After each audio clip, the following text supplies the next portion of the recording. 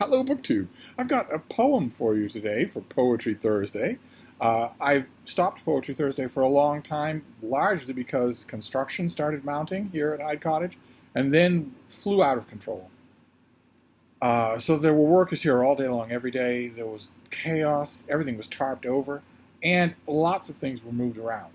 Bookcases were moved. Books were dumped from them and then put back willy-nilly when cleanup time came. And as a result, I couldn't find anything, including this, which I just recently found. This is the new poetry, an anthology from the 1930s of American poetry that I found at a little free library.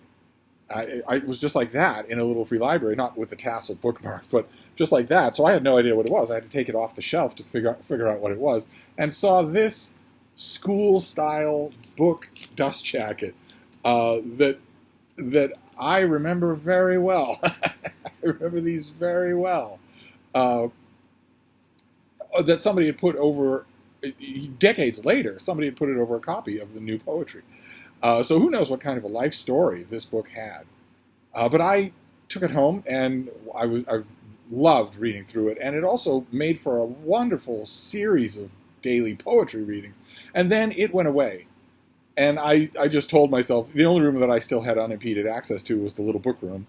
And the little book room is absolutely full of poetry anthologies. But nevertheless, I told myself, no, I can't do a poetry reading because I don't have that volume. I don't know where it is. I recently turned it up. I have had a strong urge recently, just in the last couple of days, to do massive amounts of shifting stuff around, moving stuff around, organizing, cleaning. Right when I absolutely should not do that. It's 95 degrees in Boston. It's way, way too hot to do that kind of stuff, especially since it's the very definition of not important, of not pressing. It's way too hot, and it's going to stay hot for, as far as I can see, the foreseeable future, at the very least the next 20 days. And it can wait.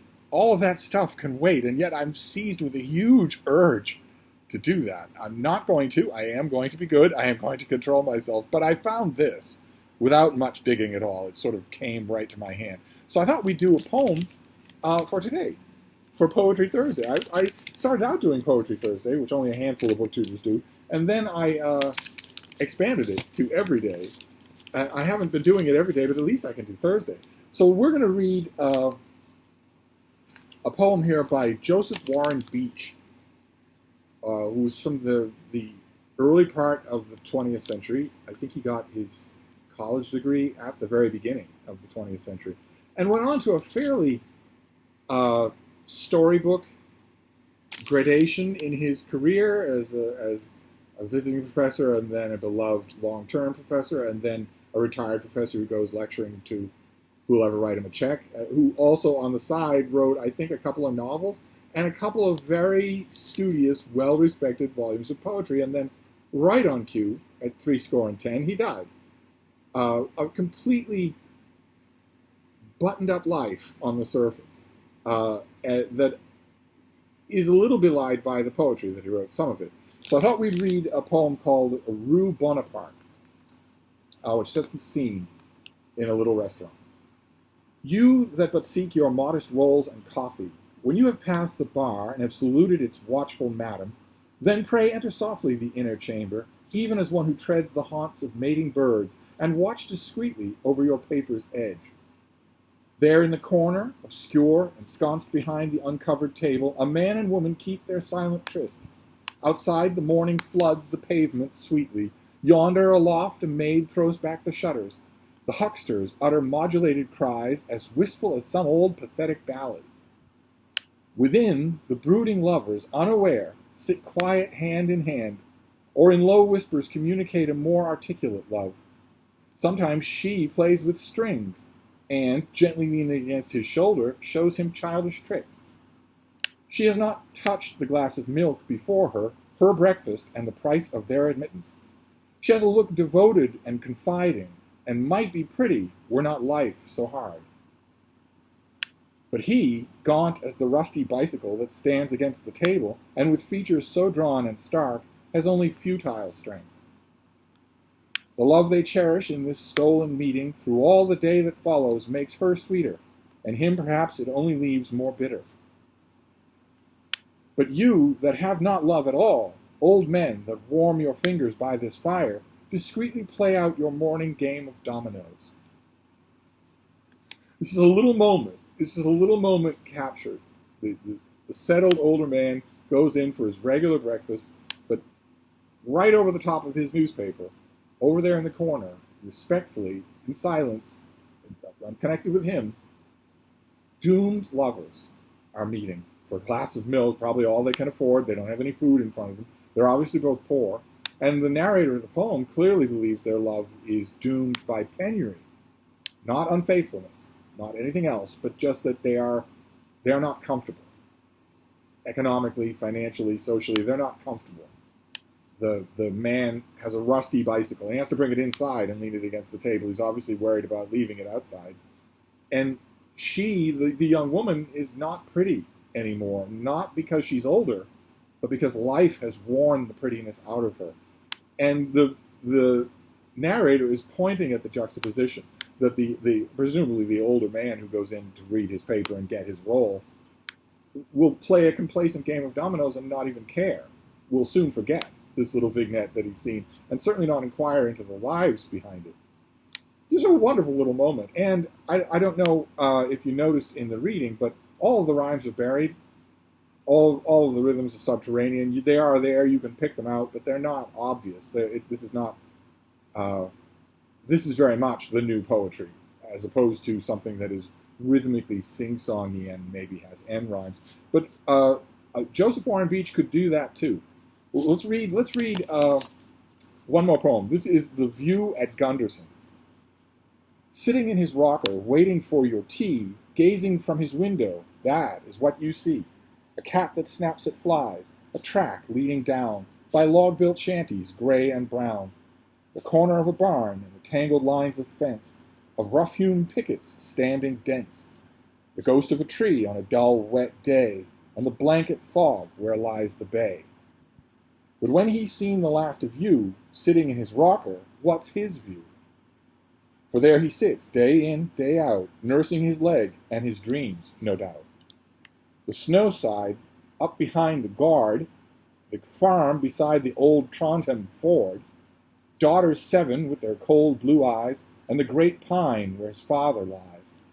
The boat that brought him over the sea, and the toothless woman who makes his tea. Their picture, framed on the rough log wall, proves she had teeth when he was tall. He sees the balsam thick on the hill, and all he's cleared with a stubborn will. And last he sees the full-grown son, for whom he hoards what he has won. You saw a little worth the strife. What he sees is one man's life. And notice the poem splits in half, exactly at the halfway point. The first half is what the visitor to this old man nursing his leg and taking his regular tea, it's what the visitor sees. A fairly desolate, natural landscape is described. And an old man who just sits there, toothless, served by a toothless old woman. The second half is what the old man sees when he's sitting there, which is all the stuff he had to do to get there. The boat that brought him across the water, the old country, and the fjord where his father lies in a copse of pine. The unhewn log walls that obviously don't exist in the first half of the poem. They're in his memories in the second half. And much like Rue Bonaparte, the poem takes a very, wistful, sort of doomed look at the passage of time, at the benefices of time. The old man struggled for all of that, and for what? For what? To sit there and take his morning tea while he nurses his leg. All those heroic struggles, all the wealth that was hoarded for the son, it's pretty clear that the casual visitor in the first half of the poem is the son, who doesn't care at all, who isn't even aware of the titanic struggles that went into giving him all that he has. And we're not ever privy to the old man's reactions to that, just his memories, which is very similar to Rue Bonaparte, where, again, from what I remember correctly, this runs through all of Beach's poetry, that he is the observer rather than the participant in his poems. Many of his best poems, I think these two are very good. Many of his best poems are that detached observer who is watching everybody, but is not part of the action, which is a little bit on the odd side, since Joseph Warren Beach had a passionate life. He fell in love 2 times very passionately. He even had the emotional wherewithal to marry a woman named Dagmar. That's not an easy thing to do. It's not recommended in the user manual. And once again, of course, if you remember any of these older poetry reading days, you will know what I'm going to say next, which is that there is no collection of his work. I don't think his work has ever even actually been collected in terms of he wrote for periodicals all the time. He submitted poetry all over the place. Has anyone ever actually tallied up all of that poetry? Has anyone ever actually found it? Is there any record of his correspondence with any of the editors that he dealt with all that time? He himself was a critic, sometimes a partial editor, an academic forever and ever. How many of his students loved him or mentioned him? He was honored in the upper Midwest where he was a professor, and yet there's never been a biography. There is no collected verse. As far as I know, if his personal papers are collected anywhere, they are in an archive that is unvisited. I'm not saying that an 800-page biography would work, but a 200, 300, 350-page biography might work. Well, if we don't even have one now, we're never going to get one. So those are your poems for today. The same poet, one doing a more blank verse epic kind of thing, and the other a very metrical exercise. And that's your poetry reading for today. Will there be one tomorrow? Well, I have my poetry anthology again, the one that I like, apparently, out of all the 100 that I have. You can just picture all my other poetry anthologies looking at me with an evil eye. So what about us? What are we, chopped liver? We've been here all this time. You find this floozy in a little free library and you can't leave her alone. What can I say? The hat wants what it wants. So that's your poetry for today. I hope you enjoyed it. I'm glad to have this volume back, so maybe we'll revisit it tomorrow. But in the meantime, I'm going to wrap this up, and I will see you soon. Thank you, BookTube.